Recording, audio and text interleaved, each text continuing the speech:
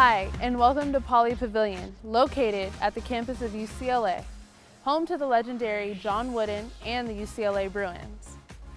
My name is Monique Billings, and this is Spotlight featuring Kari Korver. She was voted team captain by her fellow Bruins for the second time in a row this last year, and her leadership is demonstrated both on and off the court. A junior forward last season, Korver led the team with the highest percentages of free throws, three-point shots, and three-pointers made. Her season total of 74 three-pointers set a new UCLA record. This is Spotlight.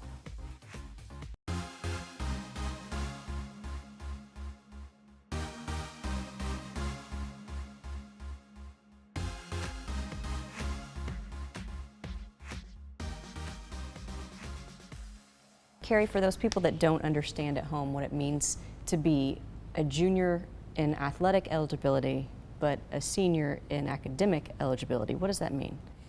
Well, for me, it means I got injured a year. So my sophomore year, I tore my ACL. And so the NCAA kind of helps you out. Like, even though I wasn't able to play that year, I still will get to make up that year at a different point, and still get 4 years of eligibility as a basketball player. So yeah, I'm a senior in school, but I get another year of school and basketball next year, so that's fun. A lot of people that observe you in games or in any type of competitive situation, and from what I hear, it could be anything from basketball to cards to maybe even coloring within the lines. I don't know. Yeah. You're probably super competitive in everything. But there's also a little wacky, goofy, silly Kari. When does that come out? Or is it always there and you're just containing it right now? Well, when I'm competitive, I'm not very wacky. I'm just very intense. It comes out when I'm around people that I'm comfortable with, and I think I'm really comfortable with the team. And so whenever I can just throw something at them or mess with them or tap them on the shoulder, go the other way, I love that. I think that's really funny, just to tease people in a lighthearted type of way. What are some of your favorite remember wins?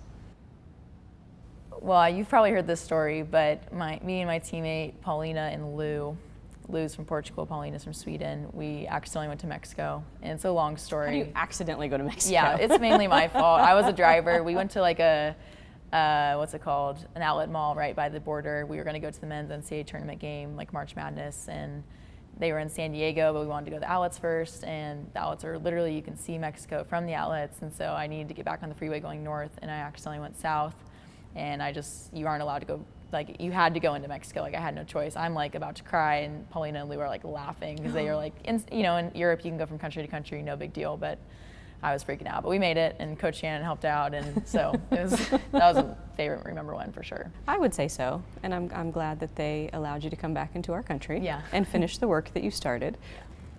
Every athlete, unless they're incredibly lucky, has some type of injury at some point. You have really, really had to battle back, be consistent, stay mentally tough. Talk me through the 4 years. Yeah, so I tore my left ACL my senior year of high school, which was that was really tough. I found a lot of my identity in being a basketball player, and that was good for me just to learn, like, that's not who I am, that's something I do. And then was able to play my freshman year here, and that was awesome. And then tore my right ACL right before my sophomore year, kind of like the first practice. And then last year I was healthy the whole year. I'm just excited just to be building on a year where I wasn't injured. And it's been great to be here, though. UCLA is great with getting people back from injuries, and our coaches, and they're great with trying to modify things so that I'm not hurting my knees anymore than I'm already going to, because basketball has a lot of impact on your knees. But I'm just grateful to be healthy this year, and the things I've learned from those injuries have been awesome. So. The injuries definitely did not affect your shot. Going into the championship game, you were 12 of 17 from behind the arc. You set a single season record for three-pointers for the UCLA Bruins. I'd say you're pretty healthy. Yeah, it speaks a lot just to our team and the unselfishness of Jordan finding me open and willing to do the hard work of driving to the basket and then finding me outside, and same with Naira. And it's a team sport, and so people are able to find me open, and it was fun. It was fun just to be back out there and shooting. Are your shots automatic? I mean, are you thinking about anything behind the line, or is it just automatic? Once you have the ball in your hand, you just know? So it's something, I mean, you struggle with that as a shooter. You want to be thinking nothing. In my opinion, I really try to think absolutely nothing when I'm shooting, because it's all muscle memory. It's what you've been working on for me, at least my whole life. I've been shooting since like 3rd grade. I've had good form shooting because my dad taught me. And so I try to think nothing. And sometimes when you've missed a few, you start thinking about the misses. But for the most part, I just really try to think about nothing. Yeah. Tell me more about your dad, the shot doctor.